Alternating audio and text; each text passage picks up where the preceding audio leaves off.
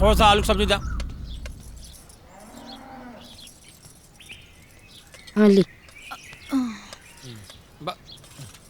ए बड़को। हाँ बुआ अरे जी। हमरो के 4 गो पराठवा ले आके दे ना। तू मदरसनिया के चक्कर में ना हमरो देह के बेदेह हो जाई। हाँ बुआ जी ले आओ तनी। बताइए बबुनी, अरे हमनी के कुल परिवार ओकनी के स्वागत में दिन रात लागल बानी जा। आई 2 दिन का आयल पतो पड़दारी नियन अपने माई बाबूजी खातिर हमनी से लड़ाई लड़तिया जी। अब रउए बताई, अरे हमनी के कैसे पता होगी कि ओकनी के कवन तरकारी निम्मन लागत बा, कवन खाना निम्मन लागत बा? अरे क्यों हमनी के बताई तबे न। हे माई, ऐसन कोनो बात नहीं के, उ बस भाषा के गड़बड़ी बा एक खातिर। एजा ना सबे सब समझाता, रवा ज्यादा छापे के कोशिश मत करी बाबूआ जी। अरे जब सोच में इतना अंतर बा तो विचार में टकराव तो होकबे करी। हमरा तो बुझाता कि हम घरे छोड़ के चल जाई। अरे ओकनी के चलते तू काहे घर छोड़ के जेबे रे? हैं ए बड़को, अरे तनी और ओलुया के बुझावा दा। हम बात के छापा तनी, ई घरे चल जाए। देखा बाल के खाल मत खिंचा लो। हमनी के उत्तर ओकनी के दक्षिण, बात तो बिगड़वे करी ना। ए भैया, कैसन उत्तर और कैसन दक्षिण हो, सब एक बा। ए माई समझा दा भैया के। करे ते का ठान ले बाड़े कि ये घर में विघटन कराइए के मनबे, अपन मुंह बंद ना रखे के। सारे होशियारी चलाता है। तोहनी के का बैठल बड़ा लगे, जा लगिन तोहनियों के नाश्ता पानी कर ला लगिन। अब हित लो जन आइल बा, वो लोग के स्वागत खातिर देह में तनी ताकतो तो होके के चाहिए। जा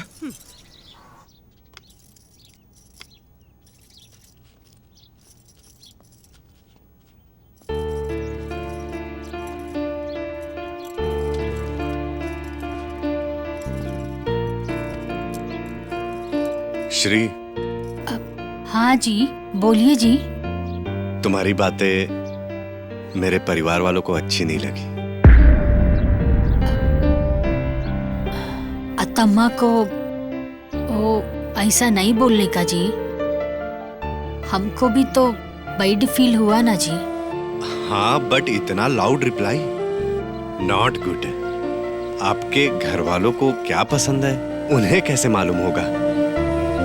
करेक्ट। और वैसे भी हम लोग जो खाते हैं वही उन्हें बड़े प्यार से खिला रहे हैं। बट अगर वो उन्हें पसंद नहीं है, उन्हें कुछ और खाना है, तो ये आपको देखना होगा। आप हेल्प करके बनवाइए, खिलाइए, क्या प्रॉब्लम है? आप एकदम सही बोलती। मैं अब सब करेगी। मैं इडली बनाएगी, डोसा बनाएगी, कर्ड राइस बनाएगी।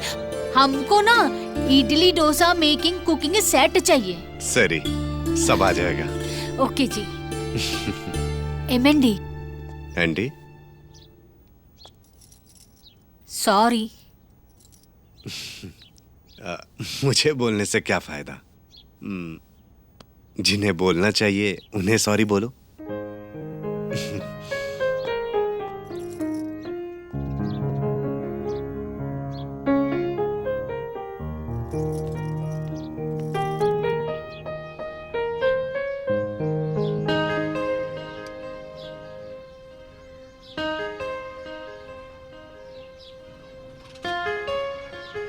पापा इकड़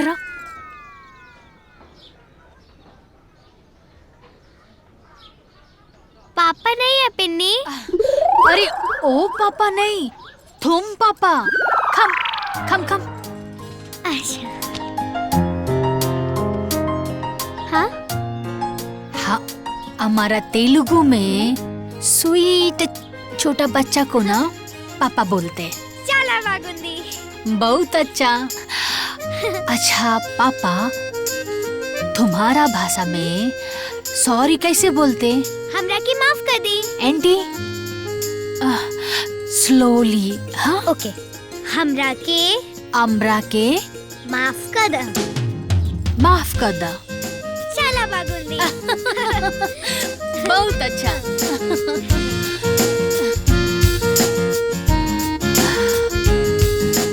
हमरा के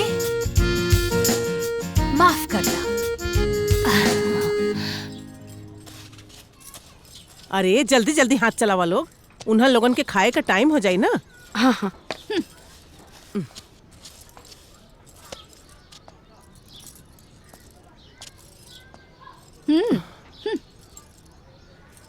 अत्ता जी, आमरा के माफ कर दी।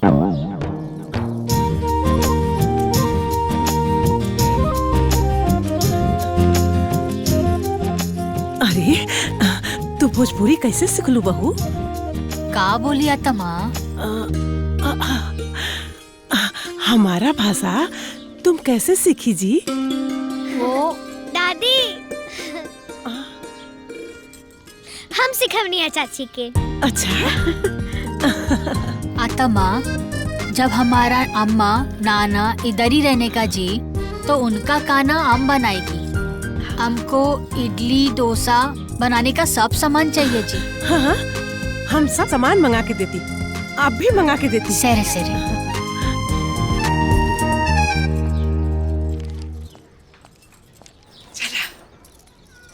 चला, अब चारों बेरा के झंझट खत्म है दादा। हाँ भाभी, अब ई बनाई हन आ हमनी के आराम से बैठ के खाइल जाई। फुल टेंशन है खत्म। अच्छा, छोटका टेंशन तो खत्म हो गई, लेकिन बड़का टेंशन अभी बटले बाटे। कौन टेंशन? अरे सुनलू हलो ना कि अत्ता नन्ना सब इधर ही रहेगा हैं? अरे हम तो सोचनी हाँ कि 2-4 दिन के बात बा। अरे जइहन सन ना, ए जे खूटा गाड़ के रहियन सन, बता देता नहीं। अरे एमे का हो रे? माई में हमार ससुराल वालन के कपड़ा बा, पार्सल से आयल बानी। श्री के बुआ मंगौली बिया। हम ऊपर रख देता नहीं।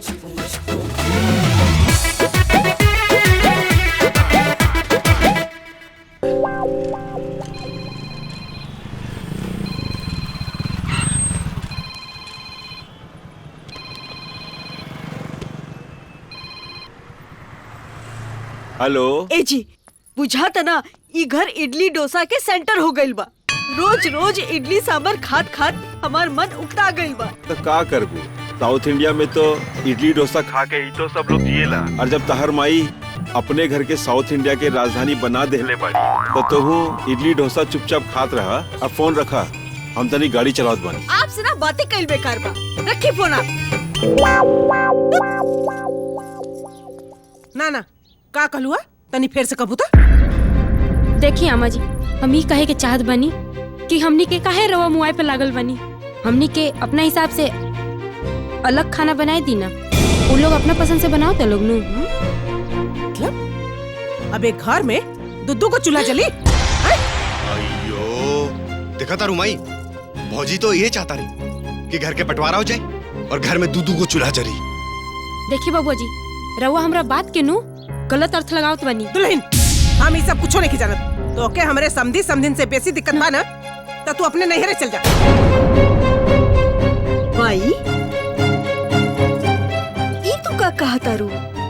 उ लोग के चलते हमनी सबके रहे में कितना दिक्कत होला। अब आदमी और कितना दिक्कत सही। तो दामाद जी के बुला के तू अपने घर चल जा। अरे भौजी, ऐसे काहे बोला तारू? अरे तो बबनी का बोली हो? अरे ये लोग इतना दिन से बात, तो हम दिक्कत झेलते बानी ना। हमार पतोह के माई बाबूजी कुछ दिन खातिर लोग आइल बा, तो सबके सकेत होके लगल। हमार बात कान खोल के सुन ला सबे लोग। अरे हमारा तरफ से सबके आजादी बा, जेके जहाँ जाए के बा ना वहाँ जा। हमके इडली डोसा पसंद बाटे, हम तो खाए। तो हम लोगन के ना खाए के बा तो जिन खाए। देखा ना,